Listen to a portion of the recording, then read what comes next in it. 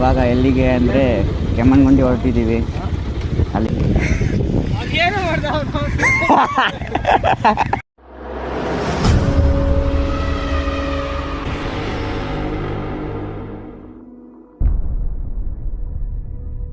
Hi guys, ನಾನು ನಿಮ್ಮ ಜೊತೆ ಇರೋಣ. ಅದೆಲ್ಲ ಹೇಗಿದ್ದೀರಾ, ಚೆನ್ನಾಗಿದ್ದೀರಾ ಅಂತ ತಿಳ್ಕೊಂಡಿದ್ದೀನಿ.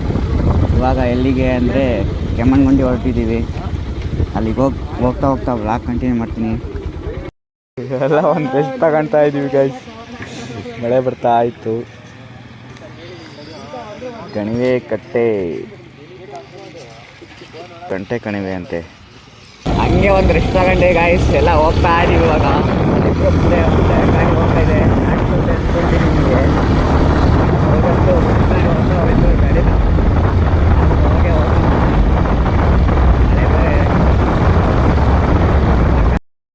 ಹಂಗೆ ತರೀಕೆರೆಯಲ್ಲಿ ಬರ್ತಾ ಇದ್ವಿ.